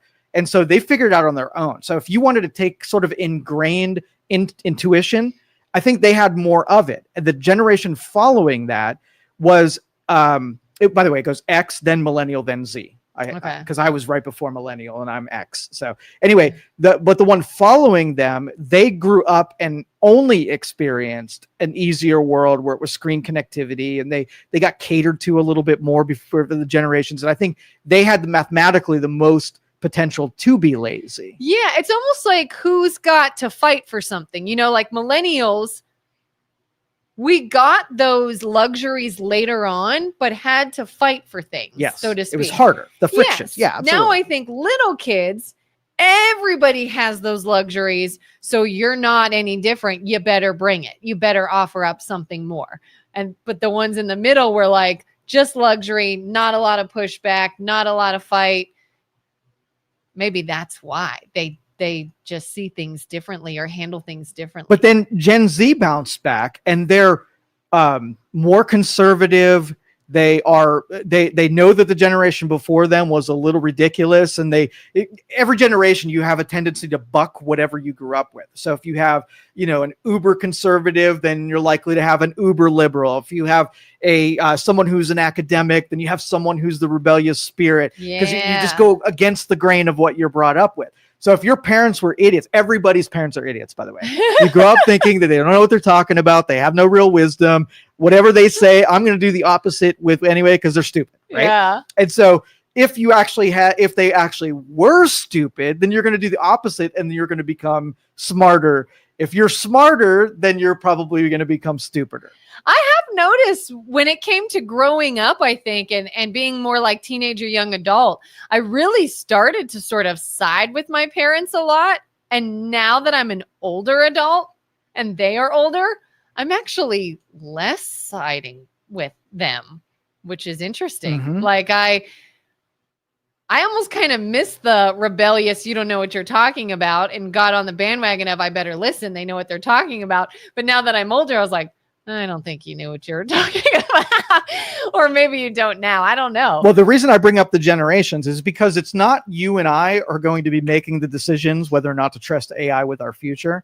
It's the generation like right now. If we're doing 5 years, the people that are starting to make, Gen Z is going to be it. They're going to be the decider. So I have a conversation with my 15-year-old on a regular basis. I say, here's what you're going to be dealing with in the next 5 years. You are going to be the voters. You're going to be the people that are going to be running for office. How do you feel about it? Right? Yeah. They are more trusting with the technology. They give it all away. They know that they're just going to be taken care of, and they're all in. And that's why I know, like, there are not enough of the previous generation that cares enough to fight on something. That's why I know it's 100% going to happen. Couple people are saying, Tuffin said, does anybody ever call in? I'd like to, but I'm scared. Guys, don't be scared. We don't bite. 330-595-1600. Absolutely. Jerry said, and this, I think I'm going to like this comment. I would love to see a class in school that constantly, what's that say? Constantly beating the kid's head. Not beat them physically. Got to say that for YouTube. The difference in wants and needs, and that you need to accept the word no. That is an absolute truth, because I don't think that people know the difference between a want and a need. It's easy to illustrate, right? Yeah. Chocolate cake. Is it a need or is it a want? It's a want. Enough calories and nutrition and minerals and vitamins. Is that a need or a want?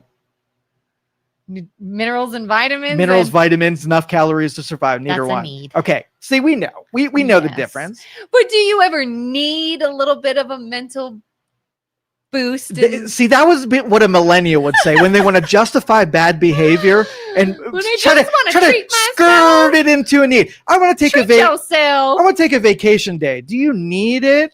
I need some psychological reprieve. So yes, I absolutely need it. Listen, there are days you need psychological reprieve. I want you to explain to Jerry how that is a need.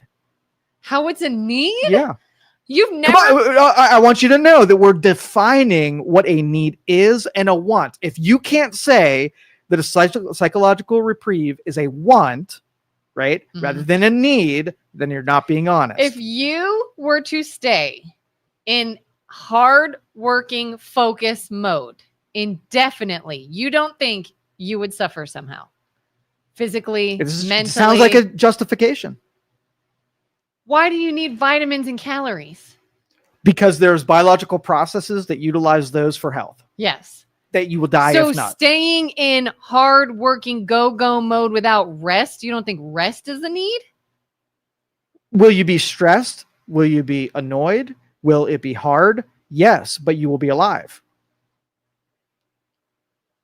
All right, I'll deprive you of minerals, vitamins, calories, right? Yeah. And then we'll set a timeline for 6 months, right? Put you in a room, deprive you. I'm going to take you and make you work for 6 months. Who's dead? Who's alive? That would be an interesting experiment. Yeah. Work hard, no breaks for months. Yeah. And see what it does to your body. See, you might be alive. What's it do to your body? No. The goal is not to make things easy, right? It's to preserve the life, right? Giving your body what it needs means that if you don't give it what it needs, it can no longer be your body anymore. You might be annoyed. You might be displeased. You like, might be in a bad mood, but you'd be alive. Have you ever had like sleep deprivation to the point that like you're now kind of no longer in control of your body? You can make you cannot go to this is one of those razors, by the way. You can't go to the extreme end and use it as justification, because then you'd have to say the example that we're talking about, we're not talking about a person that's locked in the room for 6 consecutive months, not able. We're talking a person that's got it freaking easier than the status quo. It's not different. A need and a want. Let's just say you did 6 months, right? Yeah. There was a cot. There was working conditions. It was 18 hours a day. You started getting a cough. Your chest got congested. You lost all the color. You weren't thinking clearly. And after 6 months, you come to me and say, I need a break. I'm about to get very ill. Totally get you. You've now just acknowledged a need. Yeah. You cannot take somebody who's in that predicament and make the justification that somebody needed a mental break. It's people that get lots of breaks and squander most of their free time. And because they squander it, they want to put themselves in the position of the guy who just spent 6 months in the room. The same that's thing. Need one. Yeah. Yeah. Somebody above agreed with me. So let's read it. Obviously. Obviously. I think it was Carter. Carter, by the way, says he would love. Okay. Oh, no, it was Jerry. It was Jerry. Carter earlier had said that he would love a way for all these comments to be on one platform so that he can fight with Julie. All right. Jerry said, I agree with Kelin that once work is causing you to physically feel sick, you need a mental health day. But thank you, Jerry. That is illness, right? Yes. So let's connect these tissues. Mental illness. Take a break when you're getting ill, right? And you key in on all of the things that are going to make you ill. So let's just say you have poor exercise, you have poor eating, you have addiction to all kinds of things that make you stressed, and work, right? Yeah. And then you get ill.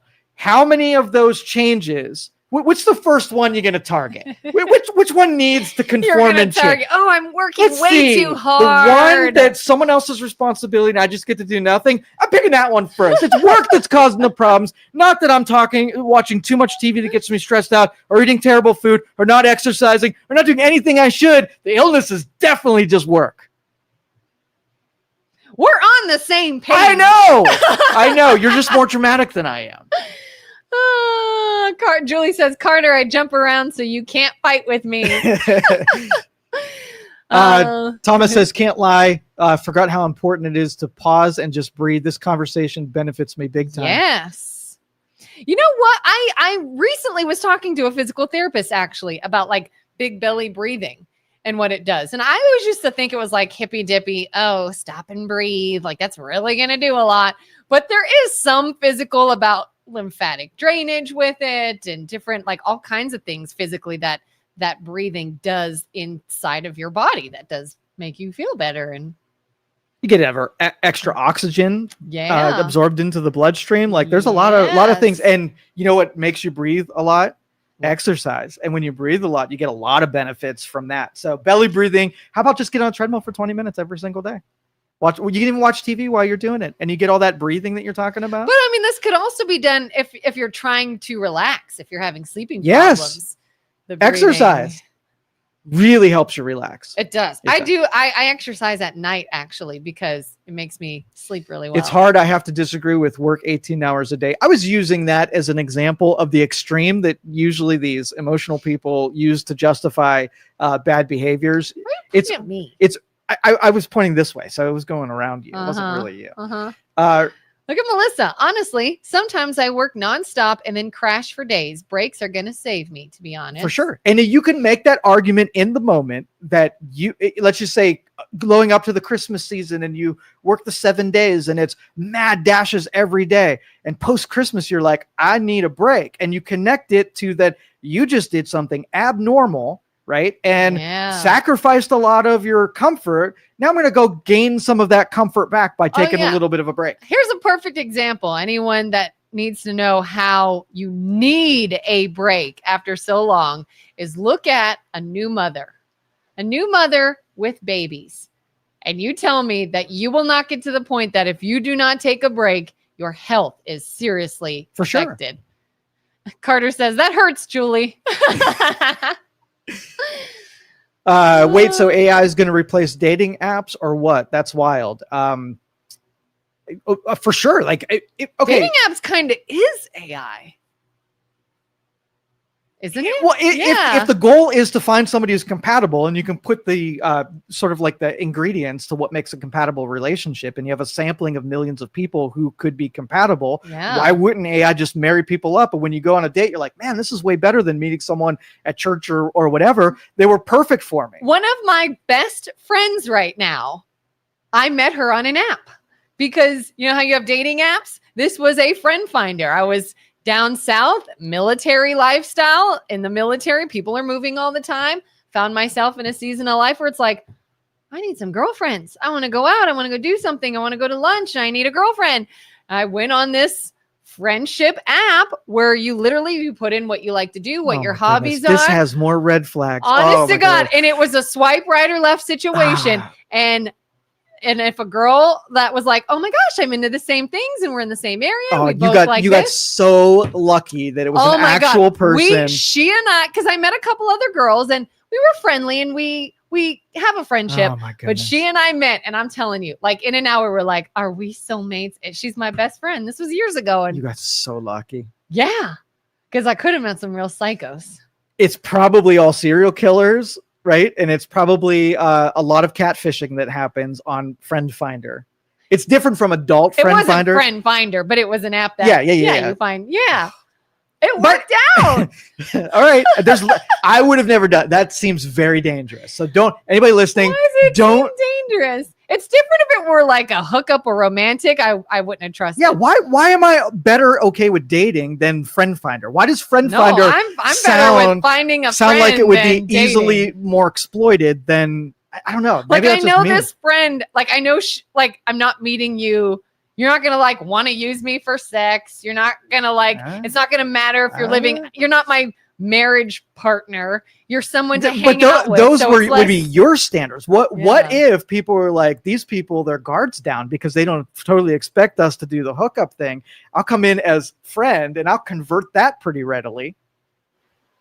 Could happen. I mean, if you're I hate being the cynic on this show. Why couldn't that just been a happy story about how technology helped you find a friend? My best friend, Jesus. And we're like, oh my gosh, and we hit it off, and we're inseparable ever since, and it works sometimes. Trying to figure out if AI can replace a real convo or not. I need some human vibe, to be honest. I have conversations with Grok on a regular basis. But you are so close to AI anyway. Right. We have similar language, similar temperament. Yeah. You don't have like emotional connections like most people do. I get annoyed because like every time that we have I got what I need, it probes a little bit more that it help me more. I would rather it after it asks my questions just kind of disappear rather than it's a salesperson. It is. Well, it's not selling anything, but it's going, I want to be left alone after you answer my question. And it does a little bit too much digging. Oh, it's a little more human-like. Mm-hmm. Yeah, like I say, no, that's it. Shut up, please. I've even told it, like, after you answer my question, could you not ask any more questions? But it still does it anyway. Really? Yeah. Is there anything else? Like the server that comes over, is there anything else? Is there anything else? And I'm like, could you stop? I'm having a conversation with Kelin. No, I'll put up my finger if I want you. They're almost always up your butt the whole meal. And the moment you're done and you're like, okay, it's time to go. I need my check.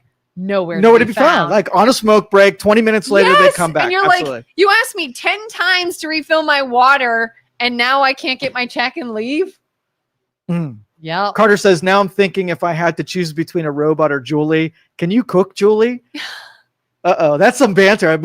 This might be the hookup of the ages. If we can get Carter and Julie. Yeah, but if Carter's considering going the robotic Julie, he can get the parts of Julie that he loves, the confrontations that they have, the great debates.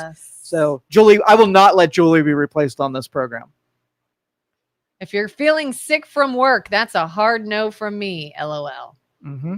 Yeah, but honestly, if you do a hard job, you end up being less soft and you can tolerate a lot more.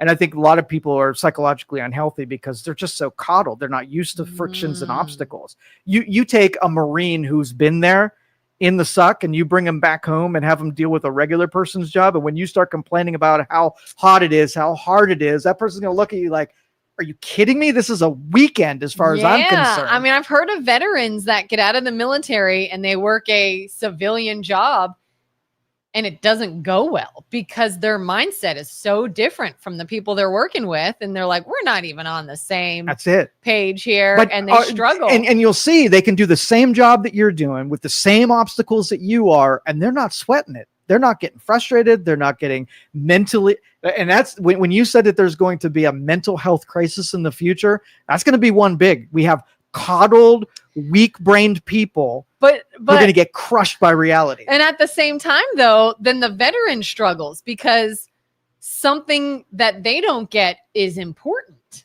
in this job.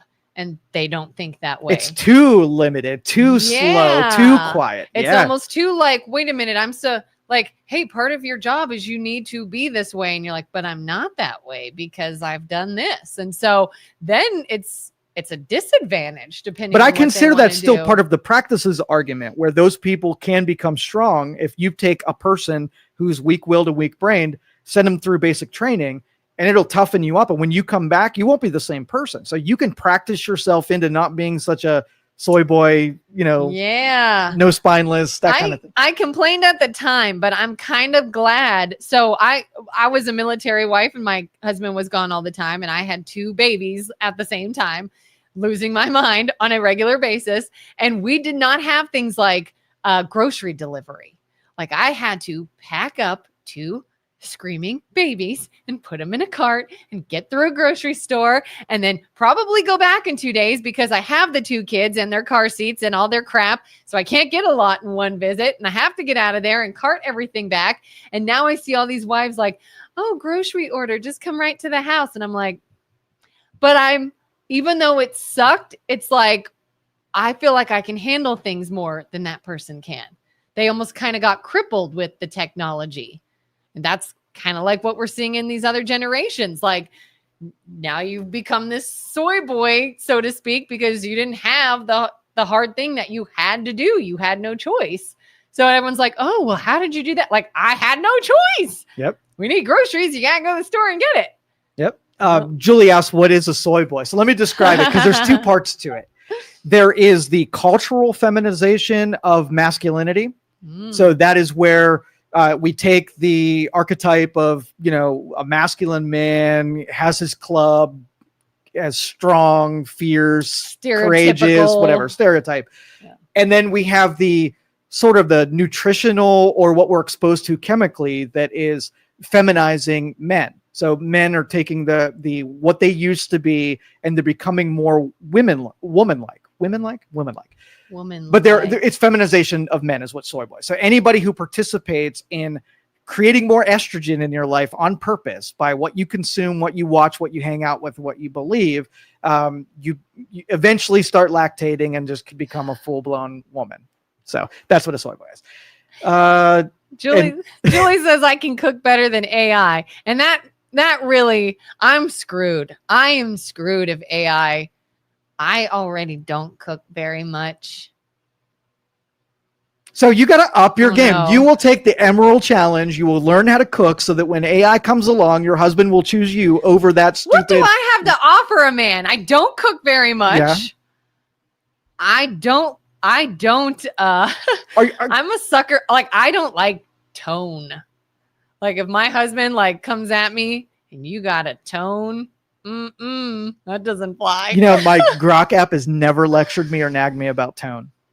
Yep. Or timing or anything. Yeah. Like it's always just give me exactly what I want. So are you willing to update your opinion on women need to up their game? If you yourself are comparing what AI could do, knowing that you are going to be at a disadvantage, where you can add some attributes that make you be the chosen one over AI. No. Would your husband choose you right now?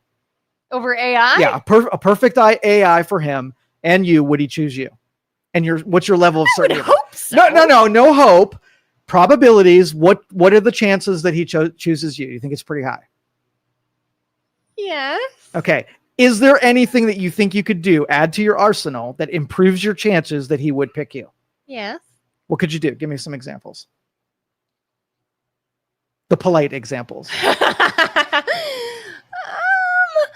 I can serve his emotional needs and connection and maybe some ego stroking and things that make him develop those chemicals and increase what's the love chemical?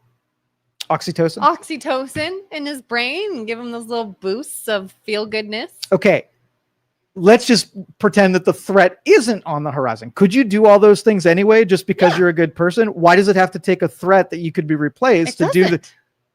So the competition might, or even the suggestion that you might be competing. I am a delight, and my husband is lucky to have me. But you could do better, right? You could do better. Yeah. And so go home tonight and do all those better things, and not just because that you're got the competition.